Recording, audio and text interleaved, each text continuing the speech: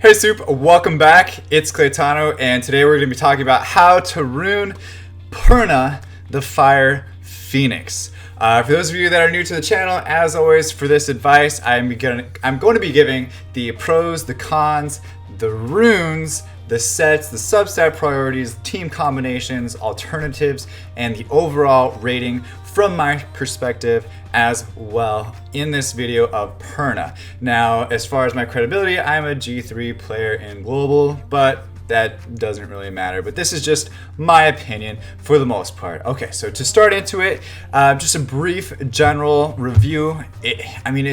It's the Fire Phoenix. It does exactly what a Fire Phoenix you think would do, which is reincarnate themselves from the dead, which is freaking cool. And I think it's genius by Comptos to make a monster just like this because I think it's awesome. So first off though, for the leader skill, increase the attack power of allied monsters in the dungeons by 44%. That's the highest amount of increase in dungeons for attack percent that you could possibly have. So it's the best. Whether or not you're going to actually use it or not, that's a whole nother story. So for his pass or his passive, whatever it is, it recovers the HP of all allies by 10% every turn and rises from the ashes at the moment of death with 100% HP. That means it dies, you have to kill it twice. And the best part about it is it keeps the attack bar when it revives. So whatever attack gauge that you kill it at, that it has, it's going to keep that same gauge when it comes back to life to kill you. So it's pretty cool. The only thing is, in my opinion, the cooldown's a little bit high, but we'll get into that a little bit later. As far as the second skill, Flame Nova explodes compressed energy of fire to inflict damage to an enemy. The more HP the target enemy has, the larger the damage becomes. So this is something that's awesome because basically it's breaking tanks down, and it doesn't even have to be built with a lot of attack power to do so. So you can build this as more of like a bruiser type monster just because of that one skill. But there's plenty other things in this kit that can help with that, which is like the passive and the first skill as well, which the first skill does have some nice utility on it. It has attacks the enemy with a mysterious energy and stuns them for one turn with an 18% chance. So 18% chance, that actually feels a lot more than it is, and plus it gets, I believe, more percentage upon the skill ups as well. Now it actually awakens into speed, which is super useful for any monster. So it has a decent amount of speed, which is 109 base speed, which is a lot higher than most monsters actually have for the base speed. Now to get into the pros and cons, the pros, it has an extremely high amount of HP. That HP is a lot higher than most other monsters for the base stats. It also, for an HP monster, has a ton of attack power. Like, why can't Zeros have more HP as an attack monster if Perna can have so much attack as an HP monster? Like, that doesn't, I'm a little salty, but it's okay, we'll get over it. Now, thirdly, it awakens into speed. I just said that. Fourth, it counters most Lucian teams, if it's built right for the most part. For it to actually counter Lucians, it has to have a ton of HP subs, as well as maybe 2 or 4 slot. The 2 or 4 slot being on HP, and of course we'll get into the rune specifics later on, but it's a good way to kind of deter a lot of Lucian players if it's built and paired with the right monsters. Fifth, it's great in many aspects of the game, namely Guild Wars. I think is where Perna flourishes for the most part. It's also good in arena defense, it's also good in raids for the most part as an off healer, and it has a place in some arena offenses, maybe not late game, but definitely mid to early game. Perna is a great choice for arena offense. Some cons for Perna though, I think it has an underutilized leader skill.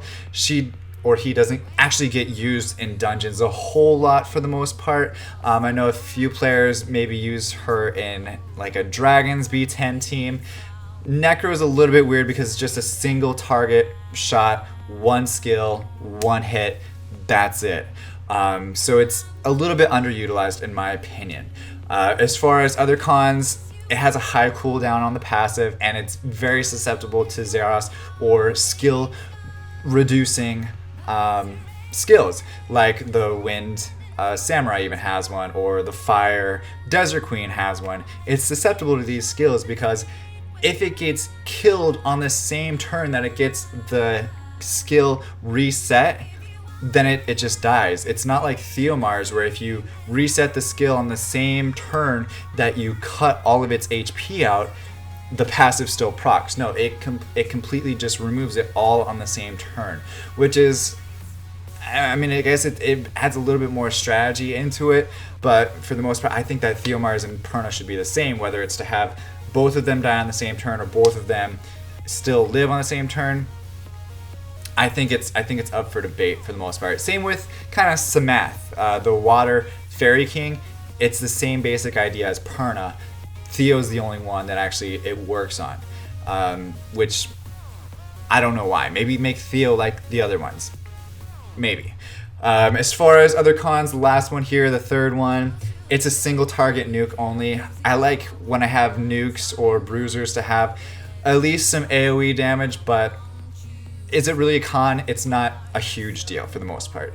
But as far as runes, what we're looking at, early game, for the most part, you may or may not have violent runes. You can also run it with any other set, really, Despair, Swift, anything. Even if you can't get a specific set and you need to run like blade runes, energy runes, anything really. Even Rage would also be a good option for early game players. Now Rage is a little bit harder to obtain, in my opinion, because Necro is not a dungeon that you actually farm right away. But it's really up to you early game. As far as the actual build, I would say HP, crit rate, or crit damage, depending on how much crit rate you can actually get from your substats, and we'll go over that here in just a second. And then on the last one, I would say attack damage would be the next. So your 2, 4, 6 would be HP, attack, crit damage, or HP crit damage, attack, HP crit rate, attack, or if you don't have attack, you can always go HP crit damage, crit rate. HP, you can go attack, crit damage, or crit rate, attack. It's really open. Just keep in mind, whatever one you don't use, try to get the other stat in your substats.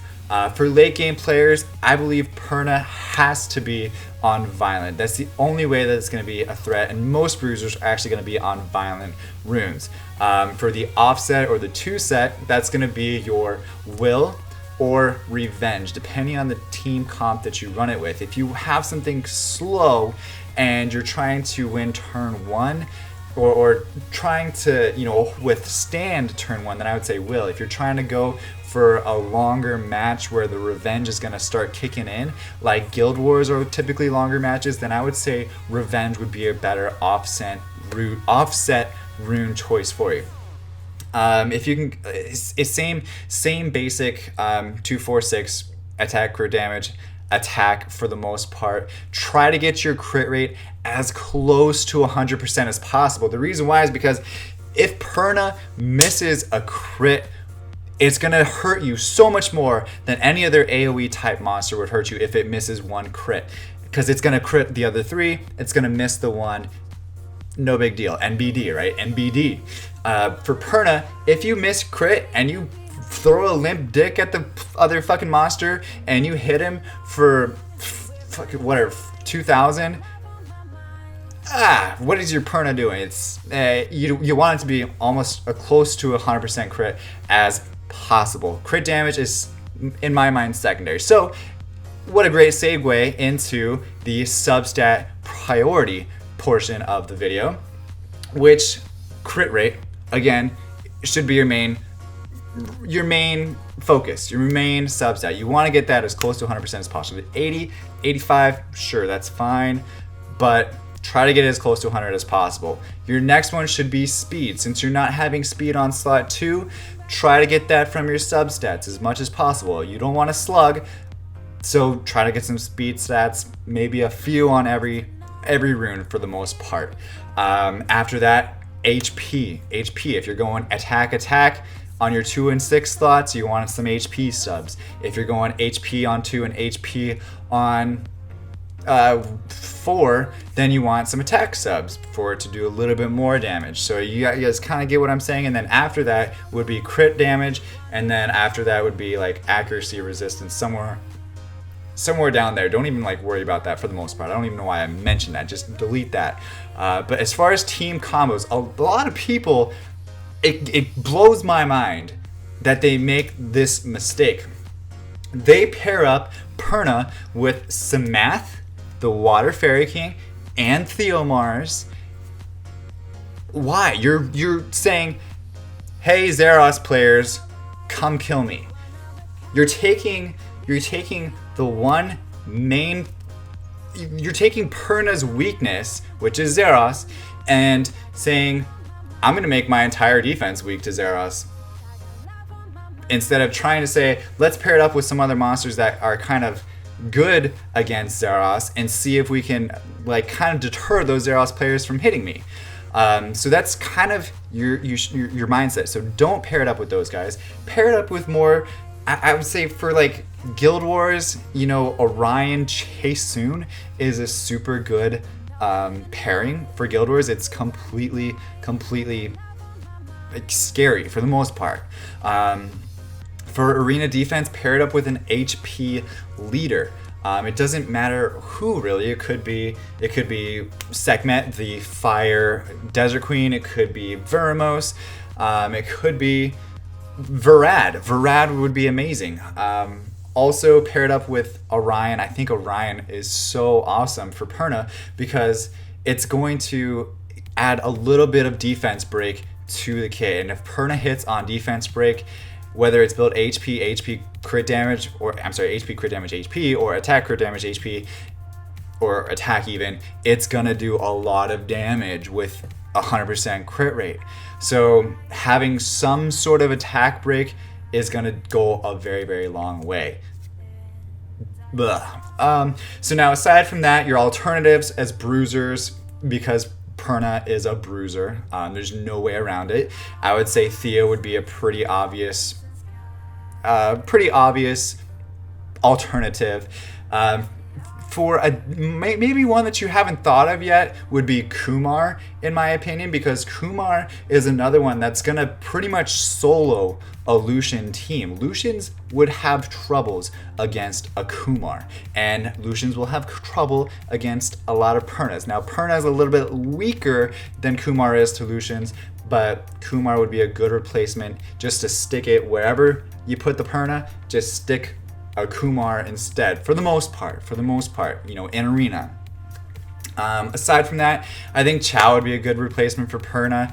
It's a super strong single target nuke bruiser with a self heal instead of a team heal. So it's a little bit different, but for the most part, it's the same basic idea. And then also Chow is water instead of fire. So I mean, it's up to you what you want to do. Chow is not so much of a Lucian counter as Perna is, so keep that in mind. Now, as far as Perna's overall rating, you know, it's a great monster. Don't take this the wrong way. Don't say Perna's got to be 5 out of 5. I don't think it's a 5 out of 5 monster. I think it's a great monster. I think it deserves a 4 out of 5 in my opinion. It's a great monster, but for end game arena play, it's a little bit easy to counter. And it's a single target, which single target in arena is a little bit lackluster. Now for Guild Wars, it's a lot better, so that's why it's getting a 4 out of 5 and not less, not more. It's a good rate for it. So other than that, I don't want to make this video too strong, or too strong. Like Perna strong, right? No, I don't want to make this video too long.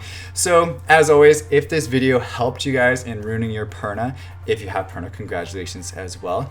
But definitely leave me a comment, leave a like, subscribe, tell your friends about it who just got Perna as well. And next week, tomorrow we are checking out the Fire Chimera, Rakan. Stay tuned for that. That one's going to be a completely different conversation for sure. So thank you guys as well. Stay soupy. As always, don't be potatoes. Stay awesome. Shout out PewDiePie. Stay awesome, bros.